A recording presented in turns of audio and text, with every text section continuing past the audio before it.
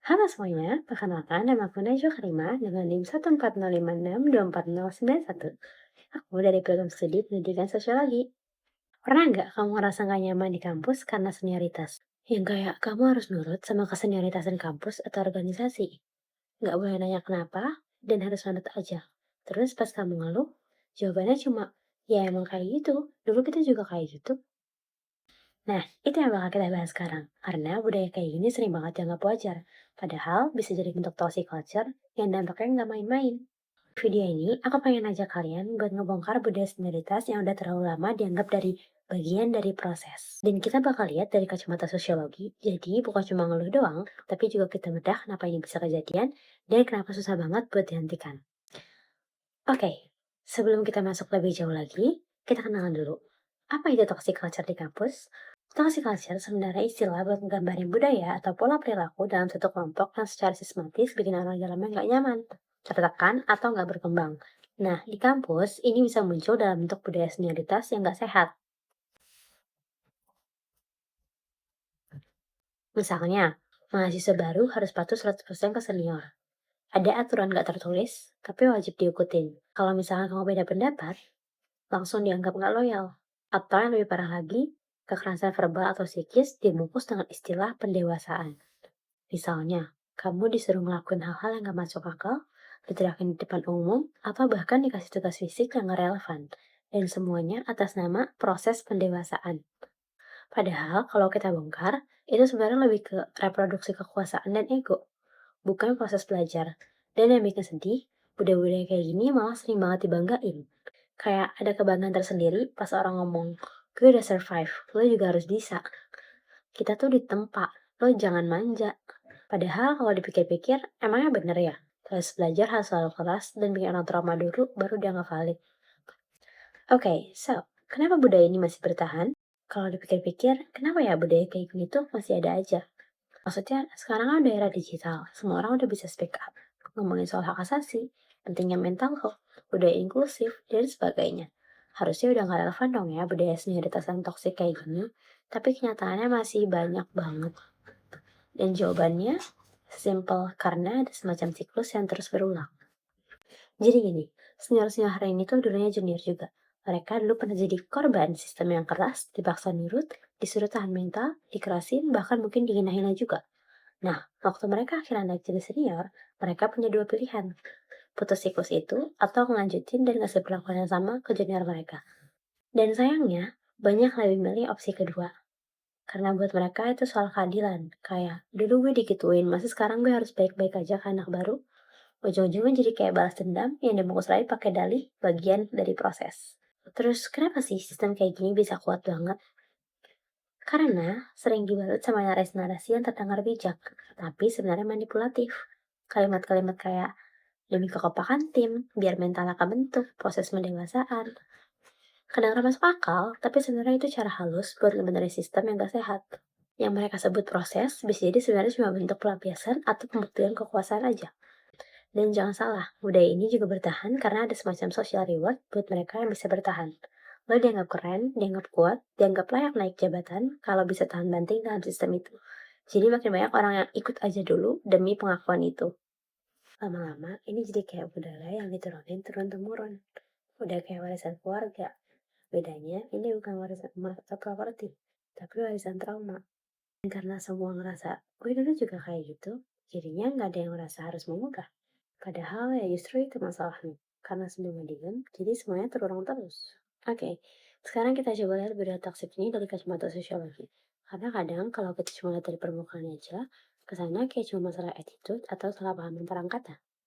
Tapi kalau kita gali lebih dalam lagi, ini tuh nyambung banget sama teori-teori besar yang ngebahas soal kekuasaan, kontrol, dan pola interaksi sosial.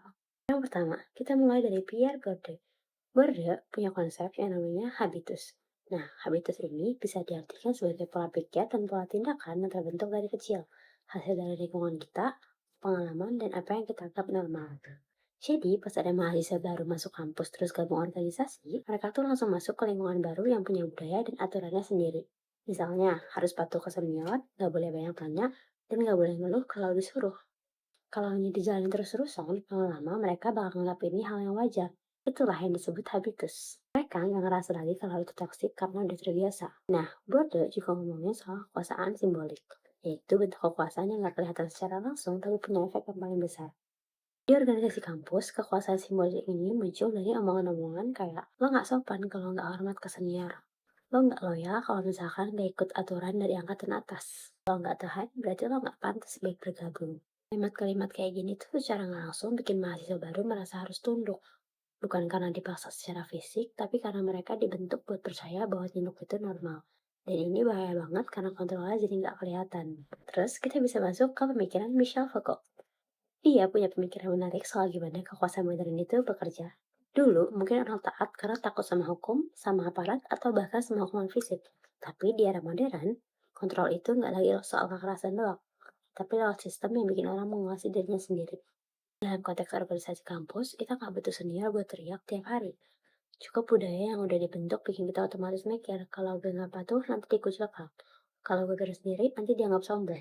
Ini yang Foucault sebut sebagai disiplin melalui pengawasan internal. Kita jadi takut bukan karena ada yang marah, tapi karena kita tahu sistemnya nggak ngasih ruang buat jadi berbeda. Terakhir ada Emil Durkheim dengan konsep solidaritas mekanik.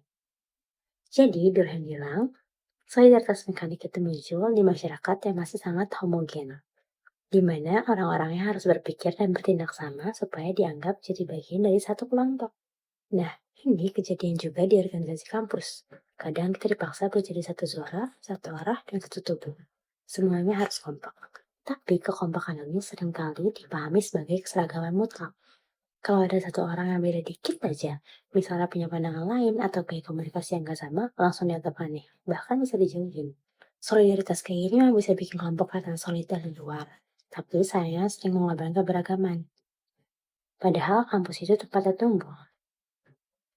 Harusnya bisa jadi ruang buat berpikir bebas, bukan malah diseragamkan secara paksa.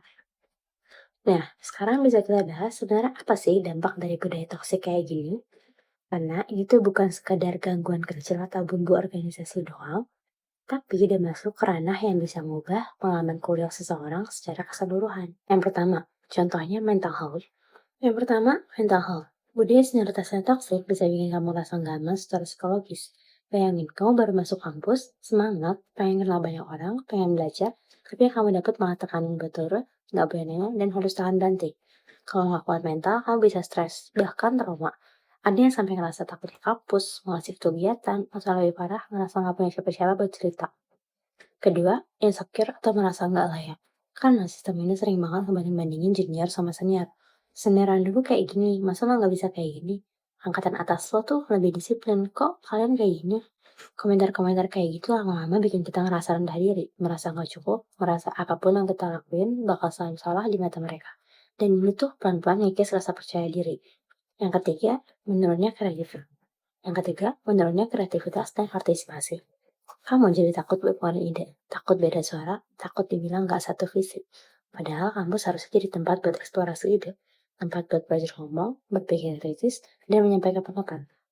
Tapi karena sistemnya udah kebentuk sedemikian rupa, kamu malah jadi ngerasa lebih aman kalau misalkan kamu diam, gak banyak ngomong dan main aman. Akhirnya kegiatan organisasi pun gak jadi gak berkembang, karena isinya orang-orang yang takut salah dan cuma mau dengan senior aja. Terus ada juga yang namanya reproduksi kekuasaan yang gak sehat. Ini tuh bahaya banget. Karena korban hari ini bisa jadi pelaku besok. Orang yang dulu pernah ditekan bisa banget suatu hari ngerasa sekarang giliran gue. Akhirnya semua sistemnya gak pernah benar-benar putus. Dan ini jadi kayak lingkaran setan. Tiap generasi cuma ngerti kekuasaan yang dibungkus pakai istilah keren kayak loyalitas, perjuangan, atau kekompakan. Padahal ya isinya pemaksaan dan dominasi. Terakhir yang paling menyedihkan adalah kampus kehilangan makna sejatinya. Harusnya kampus itu kan ruang buat berkembang, buat tumbuh, buat belajar hal baru. Tapi kalau budaya organisasi dalam penuh tekanan, penuh intimidasi, yang gak ada ruang buat tumbuh. Mahasiswa akhirnya sibuk tunduk sama aturan gak tertulis, sibuk cari aman, sibuk mikirin senior bakal marah gak ya, daripada mikirin gimana mereka bisa berkembang. Jadi ya, dampaknya tuh nyata dan serius dan gak bisa dianggap wajar cuma karena udah menjadi tradisi turun-temurun. Terus pertanyaannya, kita harus ngapain? Apa solusinya? Haruskah kita semua cabut dari organisasi? Ya jelas enggak. Organisasi itu penting. Banyak banget hal positif yang bisa kita dapetin dari situ. Belajar teamwork, manajemen waktu, leadership, komunikasi, semua itu kan bekal juga di masa depan. Tapi yang kita perluin adalah mengubah cara mainnya. Mulai dari hal sederhana, kayak mulai berani speak up. Kalau misalkan ada hal yang gak sehat, kayak imigrasi, perundungan, atau pemaksaan, jangan diem aja. Kita punya hak buat ngomong. Kadang emang gak gampang, apalagi kalau posisinya kita sebagai junior. Tapi perubahan kecil dimulai dari suara-suara kayak gitu. Terus, penting juga buat ngajakin organisasi kita buat evaluasi internal. Kita harus berani nanya dan bertindak. Kenapa sih kita masih ngelakuin ini tiap tahun? Emangnya ini masih relevan? Budaya ini masih sehat nggak bagi semua anggota kita? Jadi jangan cuma ikut tradisi dari dulu emang udah kayak gitu aja. Tradisi itu boleh banget dijaga, asal nggak nyakitin. Terus, yuk kita mulai bangun budaya kepemimpinan yang setara. Leadership itu bukan soal siapa yang paling galak atau paling ditakutin, tapi siapa yang bisa ngebimbing, ngedengerin, dan ngerangkul semua anggotanya. Jadi senior tuh bukan berarti kamu boleh semena-mena. Dan jadi junior juga bukan berarti kita harus selalu tunduk. Kita semua punya posisi yang sama sebagai pelajar. Terakhir, jangan lupa, kampus tuh bukan arena adu ego, tapi ruang belajar, ruang buat eksplorasi ide, nyoba hal baru, dan belajar hal baru. Kalau ruang itu dirusak sama budaya toksik, ya tujuan kita kuliah juga bisa ikut rusak. Semua perubahan ini emang gak bisa instan, tapi bisa dimulai dari kesadaran. Sadar bahwa apa yang selama ini dianggap normal, belum tentu benar. Sadar bahwa budaya yang diterusin tanpa ruang bisa berujung ke kekerasan. Dan yang paling penting, sadar bahwa kita semua punya peran. Peran buat berhentung ruang, peran buat berubah budaya, peran buat nyiptain lingkungan kampus yang lebih sehat. Kampus harus jadi tempat buat tumbuh, bukan buat tunduk. Budaya senioritas yang bikin mahasiswa kehilangan suara gak layak disebut pendewasaan. Kita bisa punya organisasi yang kuat, kompak, dan punya nilai tanpa harus menginjak junior lah. Dan kalau hari ini kita bisa mulai sadar dan buka ruang obrolan kayak gini, mungkin besok kita bisa punya lingkungan kampus yang lebih sehat dan suportif. Yuk, stop jadi bagian dari dunia toksik dan bangun budaya kampus yang lebih manusiawi. Makasih sudah nonton sampai habis. Semoga video ini bisa jadi bahan refleksi buat kita semua. Bye!